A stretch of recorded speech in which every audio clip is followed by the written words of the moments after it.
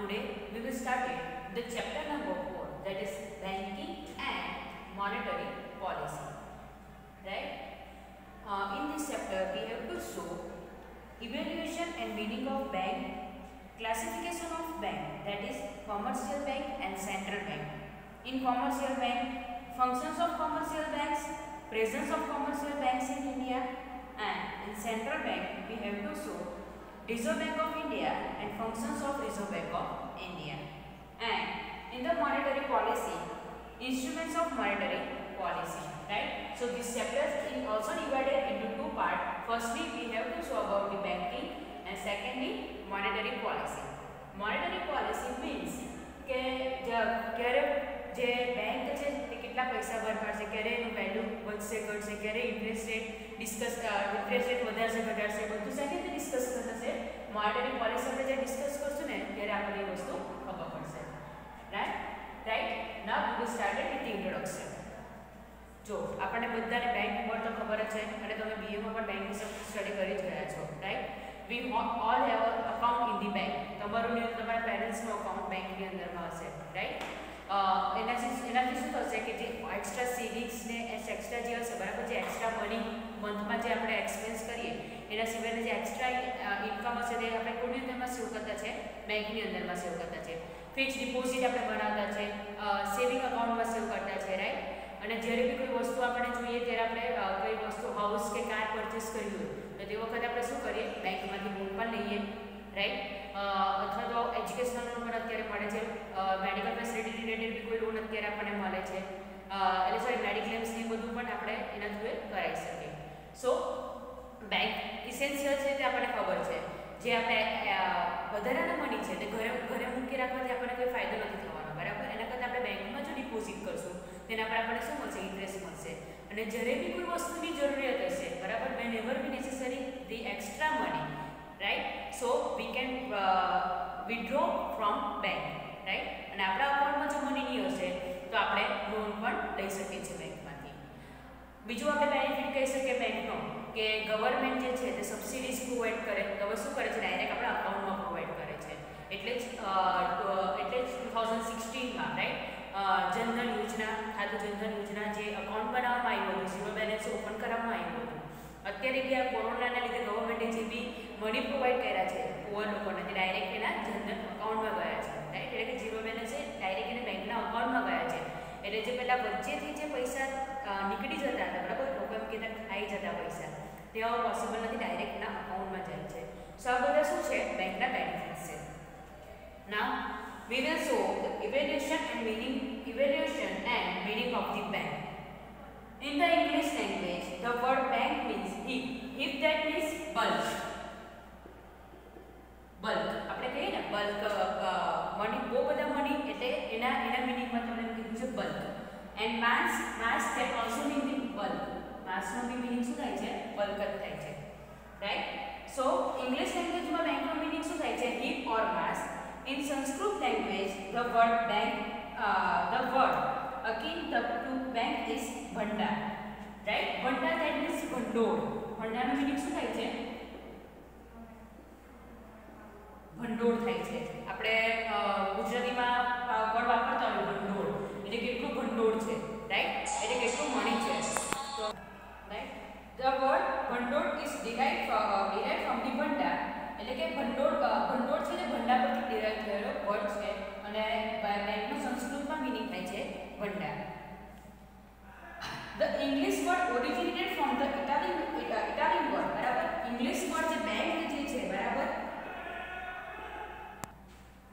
English word જે bank છે તે ઇટાલિયન વર્ડ બેંકા પરથી આવ્યો છે. રાઈટ? એન્ડ જે એને ફ્રેન્ચ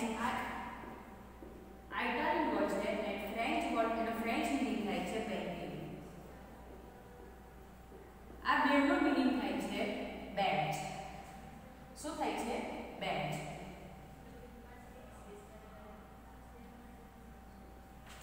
રાઈટ? એટલે આપણને ખબર છે ઓલ્ડ ડેઝ હતા તે વખતે શું કરતા હતા કે જે સાહુકાર છે આપણે કહીએ બરાબર, મની લેન્ડર જે છે તે એક બેન્ચ જેવા પર બેસી અને મની આપતા હતા. રાઈટ? બેન્ચ જેવા પર બેસીને મની પે કરતા હતા. જે બી મની લેન્ડ કરવા આવે હજુ બી આપણે વિલેજીસમાં કેવા જોઈએ છે ઇન્ટિરિયર વિલેજીસ હોય એમાં બી આ વસ્તુ હજુ ચાલે છે રાઈટ. તો એટલે આપણે એના માટે આપણે સૌ કરીએ મુનિમજી પણ આપણે વાપરતા હોય કે બેન્ચ જેવા પર બેસે અને મની લેન્ડ કરવાનું કામ કરે જેના પર ઇન્ટરેસ્ટ એટલું બહુ હોય લાગતો તે આપણને ખબર છે રાઈટ. બેંકા અને બેંક્યુ બેનો મીનિંગ શું થાય છે? બેન્ચ થાય છે. મૂળ એટલે કે જે બેન્ચ પર બેસીને જે પૈસાની લેવડ દેવડ કરે. તમે વિવાહ મૂવી જોયું હોય કે હમ આપકે હે કોન મૂવી જોયું હોય રાઈટ. તો તેની અંદર તમને આ વસ્તુ જોવા મળશે right. In the olden days, European moneylender or money chargers used to display coins of different countries in a big heaps or benches or tables for the purpose of lending or exchanging. Thus, they were exchangers of various coins. Thus, the word bank comes into existence. So, banks પરથી bank word આવ્યો છે, right? Bank word ક્યાંથી આવ્યો છે? Banks પરથી આવ્યો છે. It can be concluded that the word is related to collection or fund of money, right? એટલે છેલ્લે શું થાય છે આપણે કન્ક્લુઝન કરીએ તો બેંક ઇન શોર્ટ શું કરે છે? મનીનું કલેક્શન કરે છે, રાઈટ? અને પોતાની પાસે રહેવા દે છે અને જ્યારે બી જેને જરૂર હોય તો તેને પ્રોવાઈડ કરે છે. The Bank of Barcelona, Bank of Barcelona is the first bank of the world, right? Is the first bank of the world set up in Spain. Set up in Spain in 1401, right? The Bank of Barcelona, most important question for the 1 mark. The Bank of Barcelona set up in Spain in 1401 is known to be the first real bank established in the world. With the introduction of currency money, people started using money not only as a measuring rod of value, unit of account or medium of exchange, but also as a store of value and standard of deferred payments. ખાલી એને exchange તરીકે use નથી કરતા મનીને. જેમ જેમ money આપણે we saw in the third chapter that કે money જ્યારે એસ્ટાબ્લિશમેન્ટ થયું રાઈટ તો એને ખાલી એક્સચેન્જ તરીકે યુઝ નથી કરતા, એને એઝ અ સ્ટોર વેલ્યુ તરીકે બી યુઝ કરે છે. સેવિંગ્સ બી કરે છે. કેમ સેવિંગ કરે? એ ફ્યુચરના એક્સપેન્સીસને જ્યારે ફ્યુચરમાં એ લોકો એક્સપેન્શન એક્સપેન્સીસ અથવા તો કોઈ પ્લાન એક્સપેન્સીસ આપણે કરવાના હોય તો તે વખતે આપણે ઇઝીલી કરી શકીએ. અને સ્ટાન્ડર્ડ ઓફ ડિફર્ડ પેમેન્ટ એટલે કે આપણે ઇન્સ્ટોલમેન્ટ્સ ને બધું પે કરે છે તેની વાત કરી છે. With furthering in the functions of money, there arose a need to maintain the value of money.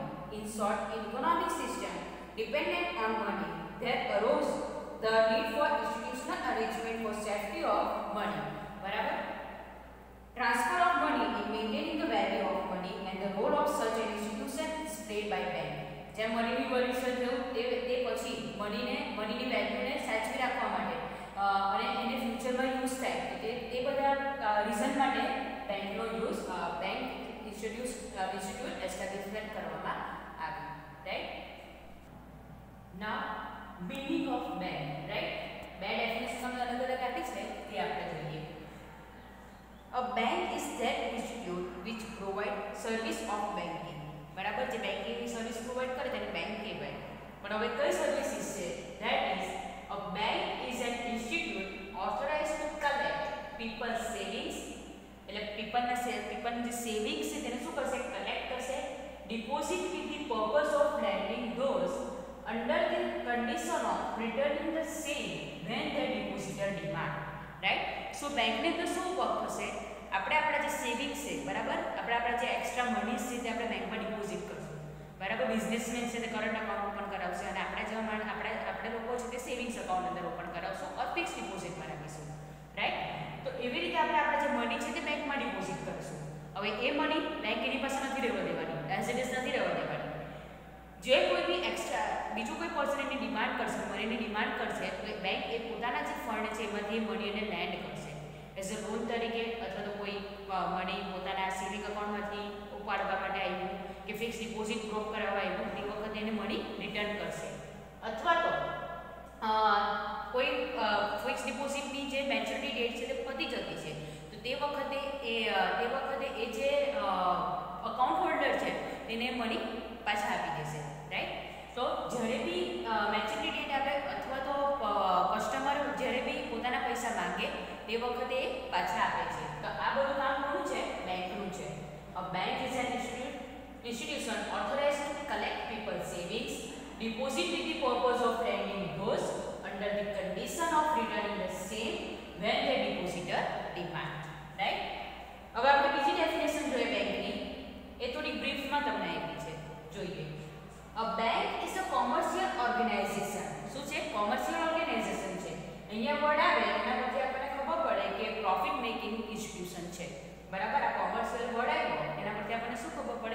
Profit making institution છે. A bank is a commercial organization functioning for profit.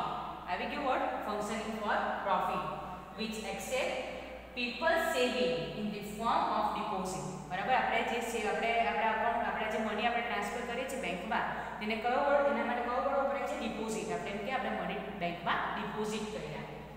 And pay interest in written. આપણે saving account ખાલી current account પણ આપણને interest નથી મળતું. અધર એના પછી saving account છે કે ફિક્સ ડિપોઝિટ છે કે રિકરિંગ અકાઉન્ટ છે, કોઈ બી અકાઉન્ટ હોય બરાબર તેના પર આપણને શું મળે છે? ઇન્ટરેસ્ટ મળે છે. It ensure the safety of this deposits. બરાબર, આપણે આપણા મની બેંકમાં મૂક્યા કેમ કે આપણે બેંકમાં ટ્રસ્ટ છે એના માટે આપણે આપણા મની બેંકમાં મૂક્યા. પછી જે બધી બેંક સૂઈ પડી એના જેવી બેંકમાં આપણે નોર્મલી ટ્રસ્ટ નથી કરતા. નોર્મલી એમ કહે છે કે ગવર્મેન્ટ બેંક હોય તેની અંદર આપણે મની ડિપોઝિટ કરવા જોઈએ કે જેનાથી આપણા બેંક મની શું રહે? સેફ રહે. It ensure the safety of these deposits, lends money from these deposits. એટલે આપણે ડિપોઝિટ આપણે જે આપણે મની બેંકમાં ભર્યા બરાબર તેમાંથી એ મનીને લેન્ડ કરશે. કેમ લેન્ડ કરશે? કે બેંક બી પોતાની પાસે રહેવા દેશે તો મની ઇકોનોમીમાં સર્ક્યુલેટ બી થશે અને એક જગ્યાએ શું થઈ જશે? એક જ જગ્યા પર એનો સ્ટોક આવી જશે બરાબર, એક જગ્યાએ બ્લોક થઈ જશે મની. સો જે બી લોન માટે ડિમાન્ડ કરે કે કોઈ બી માટે જે બી બેંકમાંથી ડિમાન્ડ કરે તેને એ મની લેન્ડ કરે છે.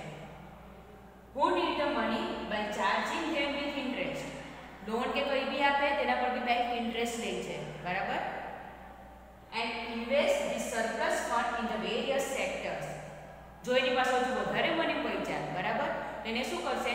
મ્યુચ્યુઅલ ફંડ એ બધું આવે છે ને તેની અંદર શું કરશે? ઇન્વેસ્ટ કરશે. એનાથી શું થશે? આપણે કન્ટિન્યુ ઇકોનોમીને જ બેનિફિટ થવાનો છે. આપણે આપણા મની ઘરમાં મૂકી રાખીએ તો બી કોઈ બેનિફિટ થવાનો નથી કેમ કે એક જગ્યાએ બ્લોક રહ્યા છે રાઈટ. બેંક પોતાની પાસે રહેવા દે તો બી કોઈ બેનિફિટ થવાનો નથી, એક જગ્યાએ બ્લોક રહ્યા છે. એના કરતાં ઇકોનોમીમાં જ્યારે સર્ક્યુલેટ થશે તો જ મનીનો બેનિફિટ થવાનો છે. આપણે આઈપીએલની વાત કરીએ બરાબર તો આપણને ખબર છે કે આઈપીએલ ફિક્સિંગ હોય છે બરાબર, પણ તો બી દર યરે રમાય છે. કેમ રમાય છે? બીકોઝ એના લીધે જ દર યરે કેટલું મની ઇકોનોમીમાં સર્ક્યુલેટ થાય છે બરાબર. લોકો બેટ કે જે બી લગાવે છે અથવા તો પ્લેયર્સને પરચેસ કરવા માટે કે જે બી મની આપે છે એના લીધે શું થશે? દર યરે એટલા મની આપણે ઇકોનોમીમાં શું થશે? સર્ક્યુલેટ થશે રાઈટ. એના લીધે જ હજુ પણ આઈપીએલ રમાય છે. Invest the surplus in the funds in the various sectors for development of the nations, right? નેશનના ડેવલપમેન્ટ માટે જ એ વેરિયસ સેક્ટરની અંદર ઇન્વેસ્ટમેન્ટ કરે છે. સો આ ડેફિનેશનમાં પહેલા શું યાદ રાખવાનું છે કે એ મની ડિપોઝિટ એક્સેપ્ટ કરે છે બરાબર, એને એક્સચેન્જમાં ઇન્ટરેસ્ટ આપે છે, એ મની સેફ રહે છે આપણા બેંકમાં, એ મનીમાંથી ડિપોઝિટમાંથી શું કરે છે? મની લેન્ડ કરે છે, એ લેન્ડિંગ કે એના પર બી ઇન્ટરેસ્ટ લે છે બેંક ઇન્ટરેસ્ટ લે છે અને જે એક્સેસ છે એની પાસે મની બચશે તેને શું કરે છે? ઇન્વેસ્ટ કરે છે. સો આવી રીતે પાર્ટ પાડીને જો તમે આ ડેફિનેશન યાદ રાખશો તો ઇઝીલી યાદ રહી જશે. ટુ સ્ટેટ બ્રીફલી આપણે શોર્ટમાં કહીએ તો bank are institutional in mobilising money. Mobilising that means કે એક પ્લેસ પરથી બીજા પ્લેસ પર જવું. તો મનીને એક પ્લેસ પરથી બીજા પ્લેસ પર લઈ જાય છે. Value of stock of money which is not mobilized among activity tends to fall at a future date. બરાબર, જે સ્ટોક ઓફ મની છે એનું બી વેલ્યુ રાખશે કે એ શું કરશે કે જે મની ને એ બધું ઇકોનોમીમાં જે ફરાવે છે બરાબર તો એનું શું થશે? જો એક જ જગ્યા પર રહેશે તો એની વેલ્યુ ઘટી જશે, એની જગ્યાએ બેંક શું કરે છે? એની વેલ્યુ જાળવી રાખે છે. Value of circulating money tends to increases. જો મની જેટલું માર્કેટમાં ફરશે એટલી જ મનીની વેલ્યુ વધશે બરાબર. એક જ જગ્યા પર રહેશે અને કદાચ મની જેટલી બી માર્કેટમાં ફરશે તેટલી એમ કહેવાય છે કે 10 રૂપિયાની વેલ્યુ 100 રૂપિયા થઈ છે. કેમ કહેવાય છે એવું? કે આપણી પાસે 10 રૂપીસ છે બરાબર, આપણે 10 રૂપીસની કોઈ બી ચલો ફોર એક્ઝામ્પલ બાલાજી લીફર પરચેસ કરી, એ શોપકીપરે 10 રૂપીસ એને પછી જોવું છે તો એને ઓટોવાળાને આપ્યા બરાબર. એ ઓટોવાળાએ 10 rupees for example Parle-G biscuit purchase કર્યું છે તો એને પાર્લેજી બિસ્કિટ પરચેસ કરી. તો એ 10 રૂપીસ કેટલી ટાઈમ ફર્યા? 3 ટાઈમ ફર્યા. તો 10 રૂપીસની વેલ્યુ 30 રૂપીસ જેટલી થઈ. તેવી રીતે 10 રૂપીસ જેટલી વાર વધારે ફરશે એટલી જ વાર 10 રૂપીસની વેલ્યુ થશે રાઈટ. સો એક જગ્યા પર મની રહેવા કરતાં જેટલું બી ઇકોનોમીમાં ફરશે એટલી વાર એની વેલ્યુ વધશે. ક્લિયર થાય છે? સો આ બધું કેવી રીતે થાય છે એના વિશે આપણે પછીથી આપણે બ્રીફલી સ્ટડી કરવાનું છે રાઈટ. અને પછીના ટોપિક પોઈન્ટ્સ આપણે નેક્સ્ટ લેક્ચરમાં ડિસ્કસ કરું. Thank you.